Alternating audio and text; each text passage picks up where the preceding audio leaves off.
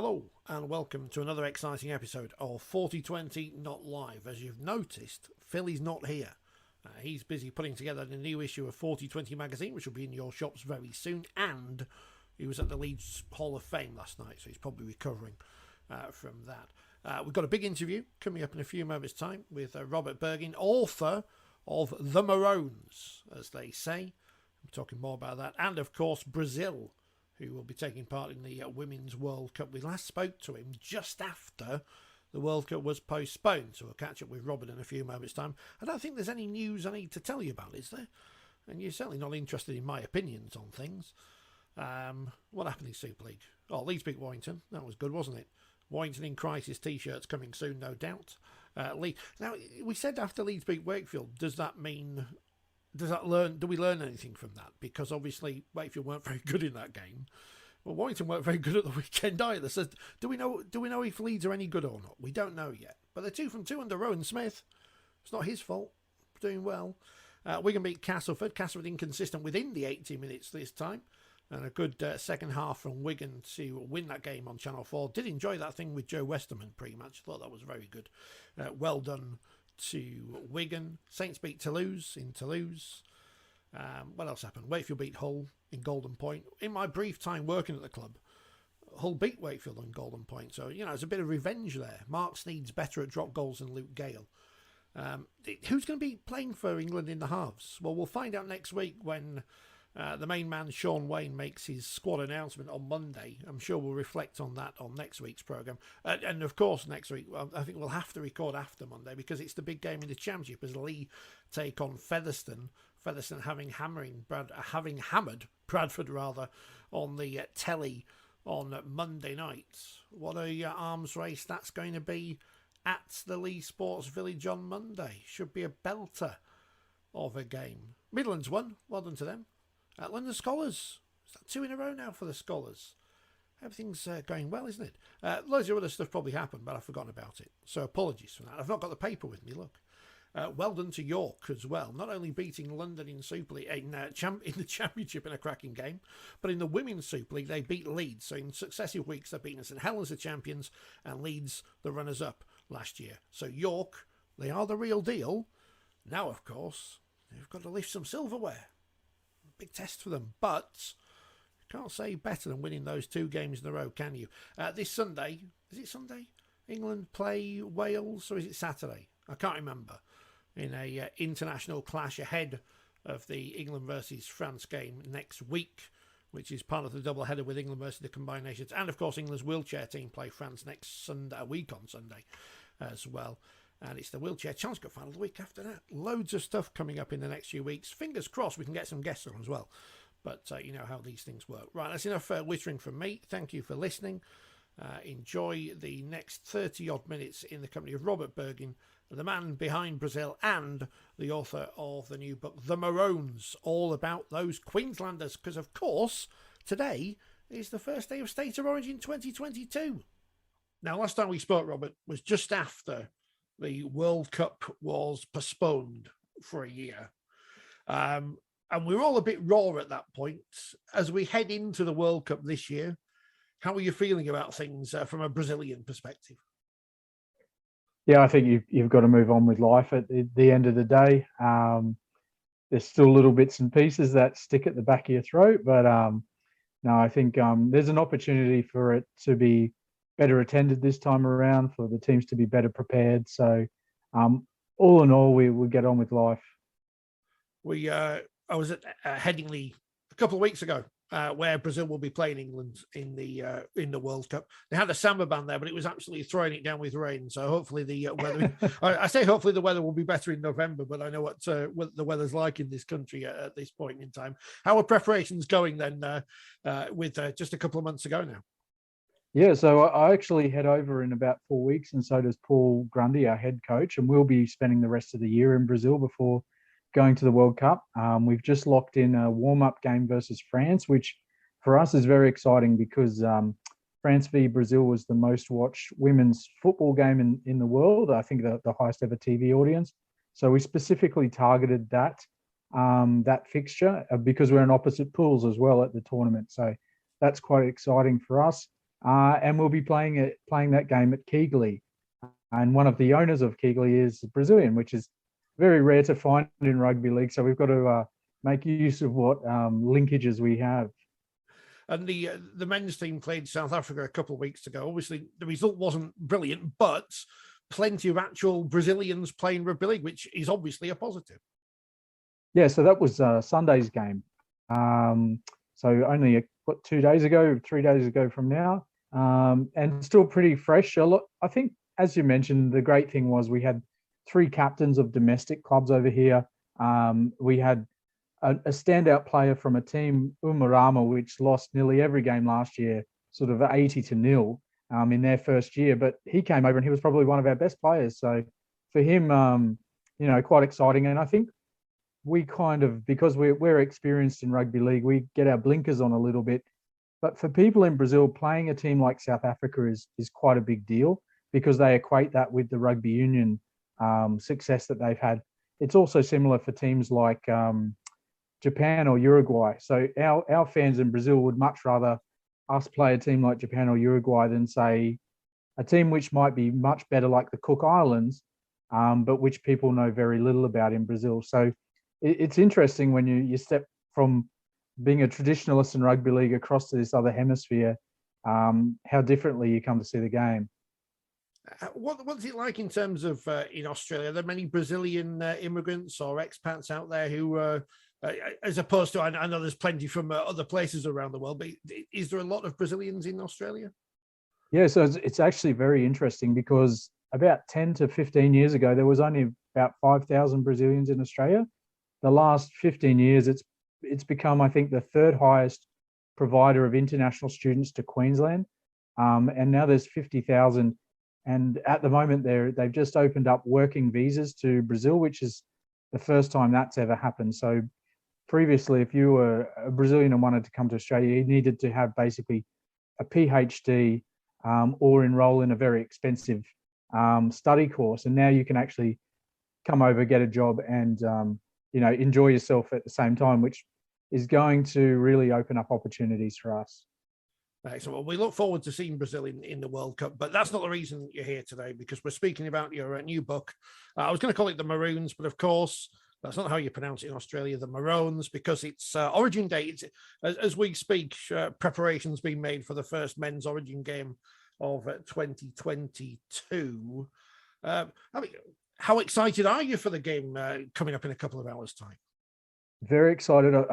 And what's added another dimension is from the weekend, I've still got 5 of the Brazilian players here, native Brazilians that have to fly back home. And this will be the first time they've watched Origin in such an atmosphere. And we've just been out to the shops. Everyone's purchased a shirt.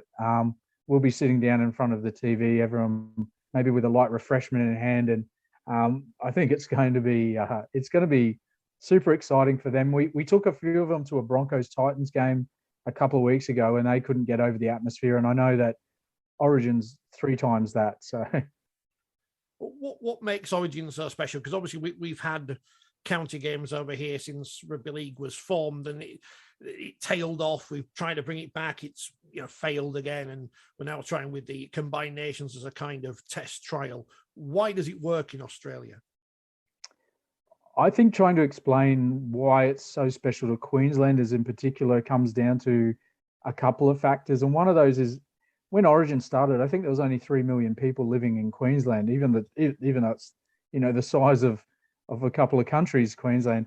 And within that 3 million, you often find that the degrees of separation to an Origin player are very minimal. So normally in life, they say, what is it, 7 degrees or 6 degrees of separation?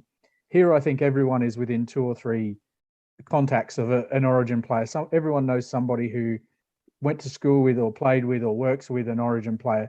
So I think everyone has a very personal connection to the game. The other fact is Queensland is a very decentralized state in that our capital city has a very small percentage of the overall population compared to, say, New South Wales, where Sydney has the bulk of people. Very few live in the countryside. And so what you get with Queensland is this identity where the towns like Mount Isa and Mackay and Townsville and Toowoomba, they've all produced these great players, and they have a really strong regional sense of ownership of these people. And you've got these pockets out in the country that that have a bit of weight behind them in terms of population as compared to the capital city here. So I think for me they're two big factors. And then what I speak about a lot in the book is the personal journeys that all players have been through. So the book doesn't really focus on who scored the most tries, who played the best, who kicked the most goals. It's all about what these people overcame before the ages of 18 to 20 that then set them in motion to achieve the greatness to which I've got to say, if you're born in Queensland, nearly every boy or girl aspires to be an Origin player. So to get to that level, it's interesting to find what makes some people crack it and others don't. You've written biographies of 221 players. I guess you're going to have to keep updating it as time goes on. But which have been the most interesting players you've written about? Yeah, I'll try and pick one from some previous years and one from current years, just so we hit both sort of types of listeners. But what was interesting for me was when Terry Butler died, a lot of people did not know anything about him growing up, what he was like as a person, etc. There's only been 4 Origin players which have died. And then we're coming to an age where most of them are starting to get into their 70s, maybe a couple creep towards 80s. And I'm aware that if we don't capture what each of them went through as a kid, we're probably never going to have it on record. So that was a real driving force. So digging back through, a player that I didn't really know a lot about because he was in the very first years of Origin was Chris Phelan. And he was born in Ireland, grew up in abject poverty in Ireland. His quote to me was the longest he'd ever been before he came to Australia was a ride on his dad's handlebars when he went to his granddad's funeral. And he kind of became one of the 10-pound poms that made their way over and made this massive odyssey where he went, via Cape Town and I think it was Malaysia, and ended up living in Townsville.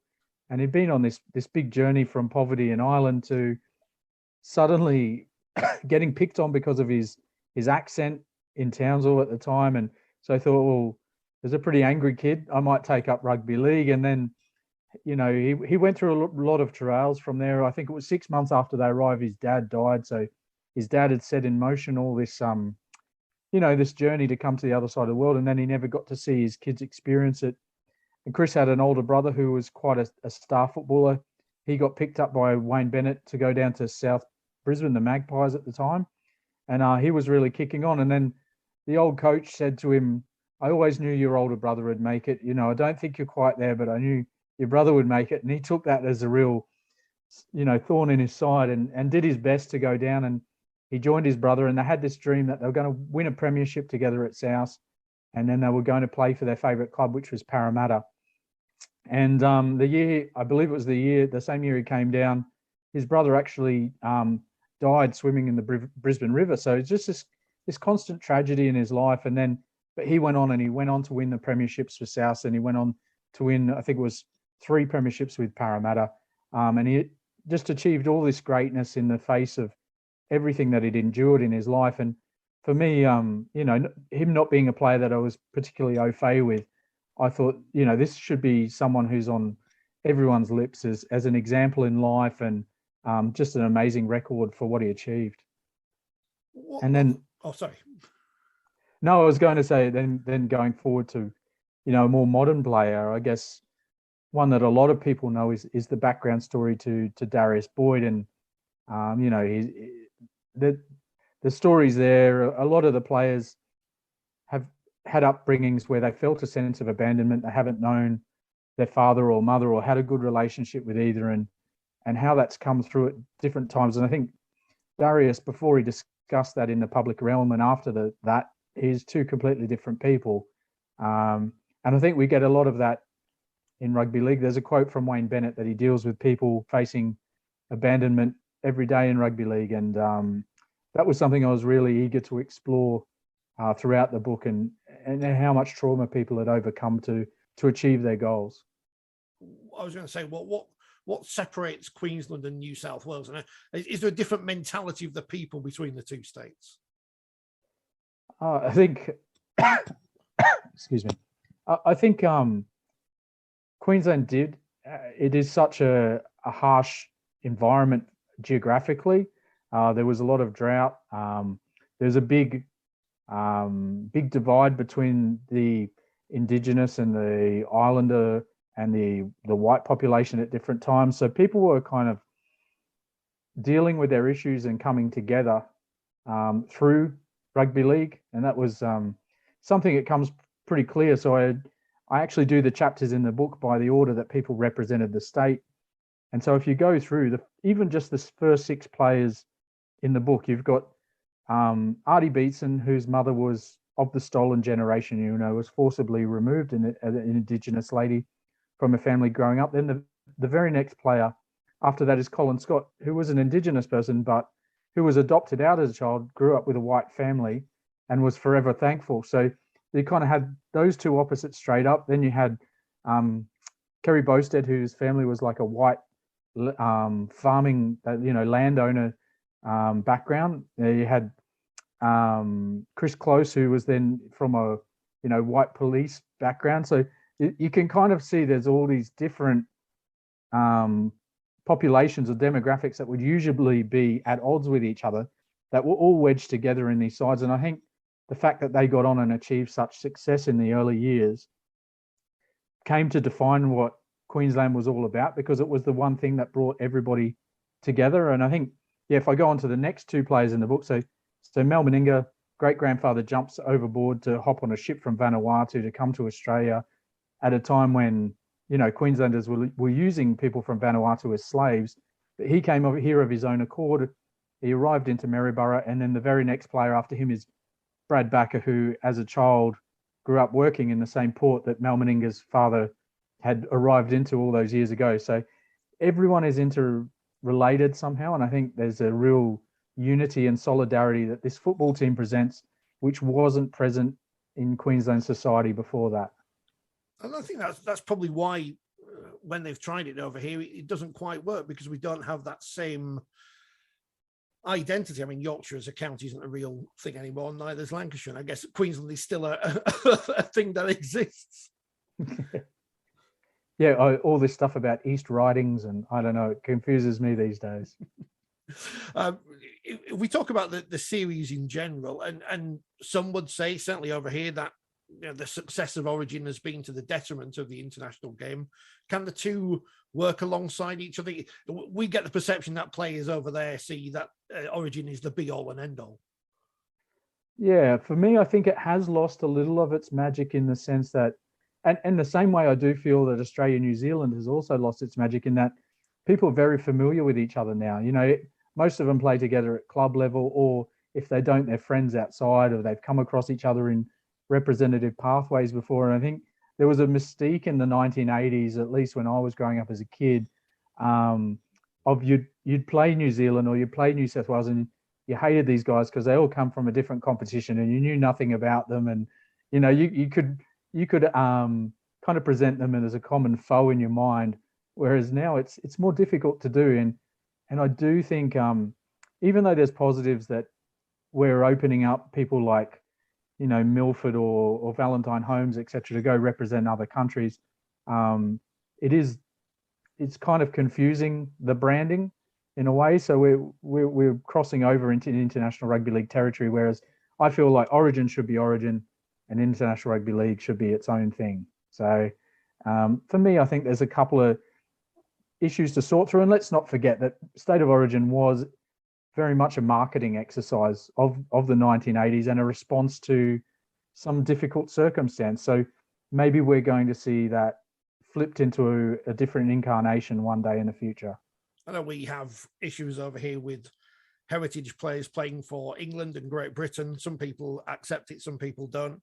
It reminds me of when Yorkshire Cricket and obviously Yorkshire Cricket Club have been going for years, but it was only until 1992 they first allowed players who were born from outside Yorkshire to play for the county. Is that the kind of discussion and debate that's going on now with, as you say, players who don't represent Australia also playing in the Origin series?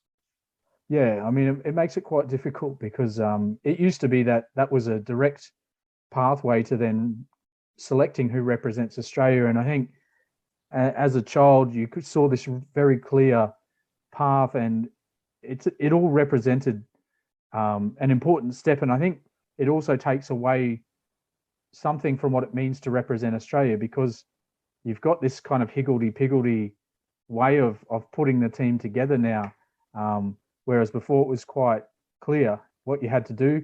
And at the end of the day, there was this honour representing Australia, which, we both know that hasn't happened a lot lately either. And I guess, and again, is the strength of England and Great Britain, or the lack of, has that been part of the, let's say, demise of international rugby league, but certainly the decline in recent years? Yeah, I think clubs hold all the power these days, don't they? So the NRL has become a different beast unto itself, and we've just got to manage it as best we can. But I feel like there are some positives that are occurring at the same time. Well, it's still obviously a huge event. We get to watch it live over here. There'll be plenty of people watching it this morning. And I guess is it one of the great things that Australia can sell to the world in terms of sport? Obviously, the Kangaroos haven't played for a while, which is a shame, but you still have this great sporting spectacle, which gets huge crowds. Yeah. Have you ever been to an Origin game live? I've never been to Australia, so it's far too far away. I very, very rarely venture out of Wakefield.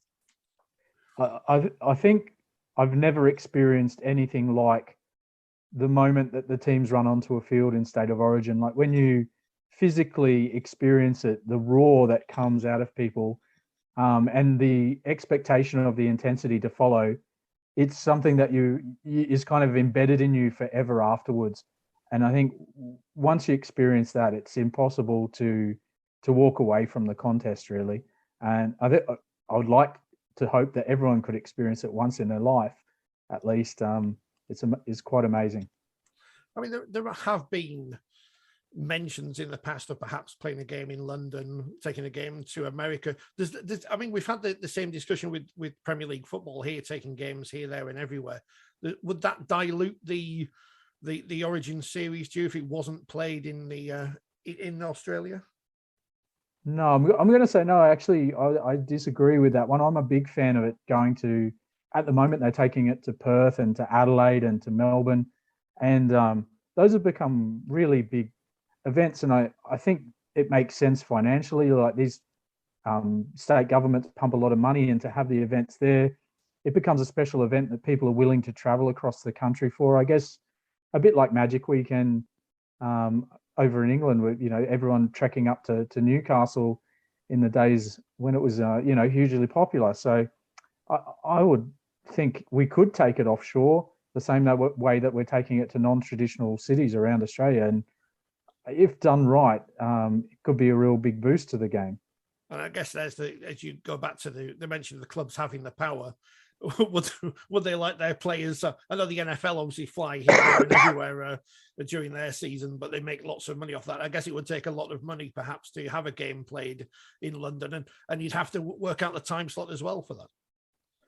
Yeah, and it's kind of one of the things that is a bugbear of mine is occasionally when we do things that are out of the box, we kind of don't have a great business model around it, and then it gives the NRL an excuse later to pull people from genuine events. But I feel that if we had solid communication about what the expectations were, what the provisions would be, and we genuinely looked after the players and kind of walked the clubs through it and made them feel a part of it.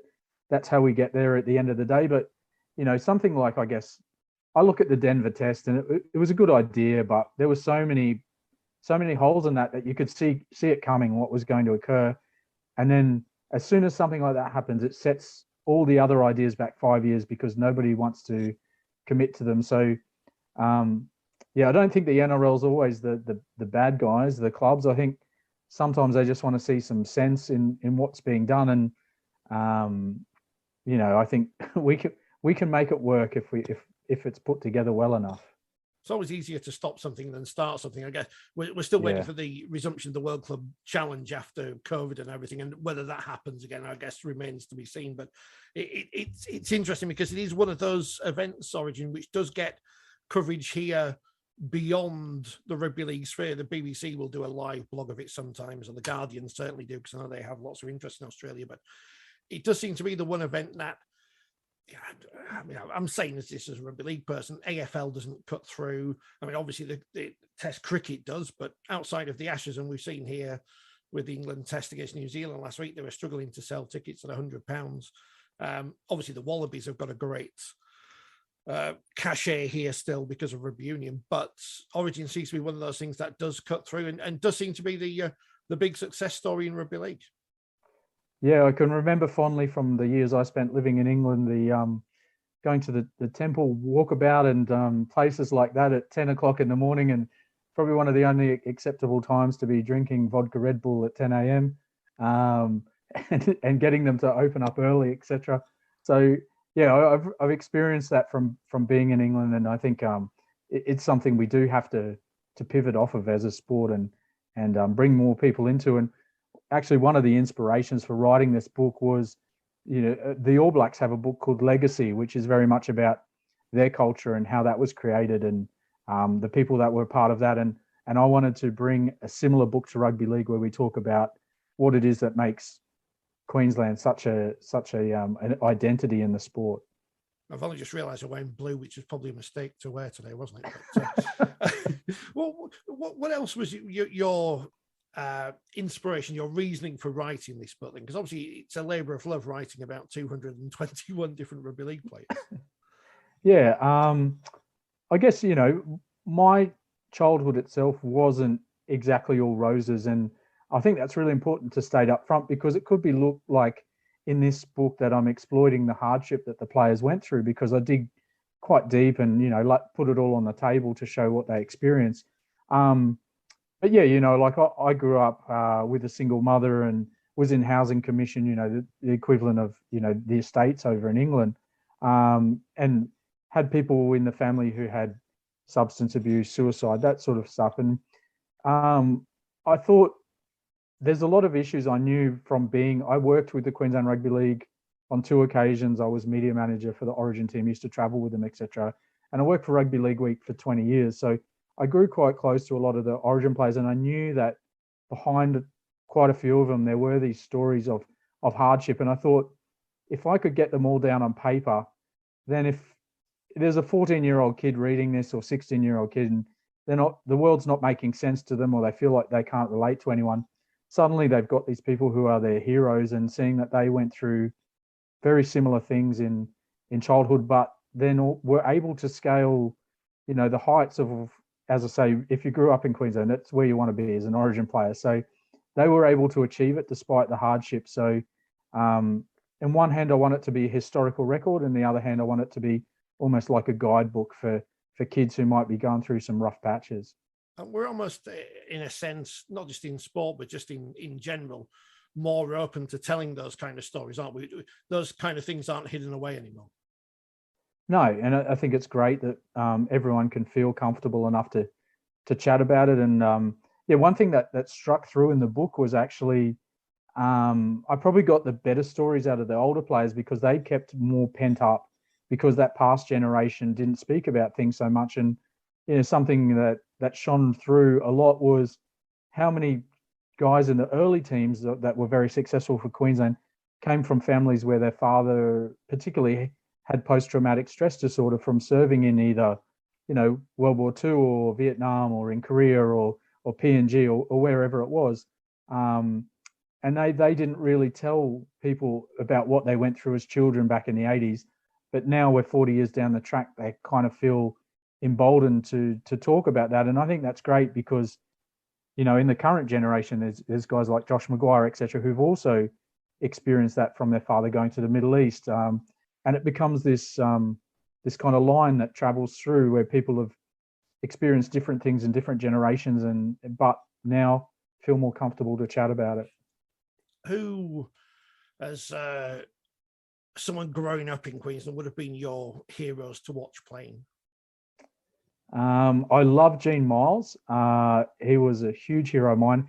And one of the beauties of this book was he's the chairman of former Origin greats now. So I got to work hand in hand with Gene with contacting people, and he was extremely helpful. And I think, people always say don't meet your heroes because you'll be disappointed, but that's certainly not the case with Gene. I'm extremely thankful. he's actually someone who he didn't have a very traumatic childhood, and his story is more about just having disciplined parents and role models that set him a good example. So that was quite enlightening. Alan Can was actually a real big hero of mine as a kid because I played the same number. I was 12. I was a second rower, and he scored a couple of. He was a really quiet kid, a bit of a studious kid, a bookworm they used to call him. And I related to that because I was kind of half a jock and half a geography nerd at school.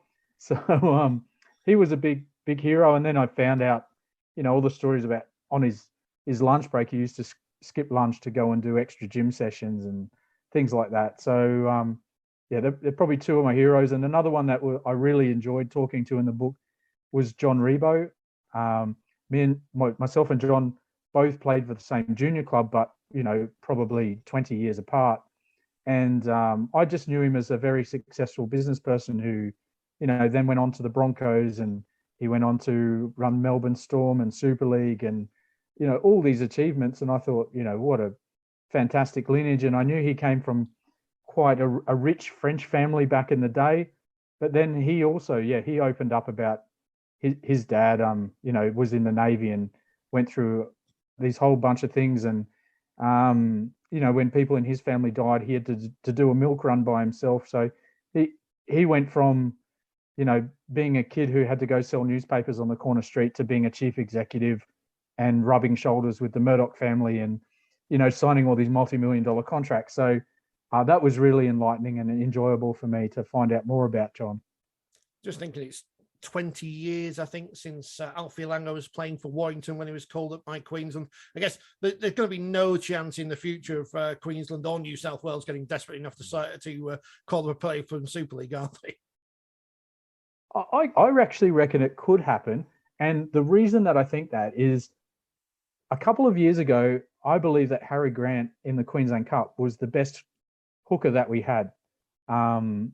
But we ended up using Jake Friend at the time, I believe it was, because he was playing with the Roosters. But I think there was a kind of a stigma and maybe a second thought about, do we pull a guy up from what is essentially the second division? And I think the way that Harry Grant has played since, both for Melbourne Storm and for Queensland, and no doubt for Australia in the future, I believe that sets a template that there are going to be guys, the odd anomaly that pops up here and there, and perhaps we'll need to bring them back from England, or they might move over there in their late teens and need to be returned home. And that would be the other concern now, because obviously Origin's open to all nations.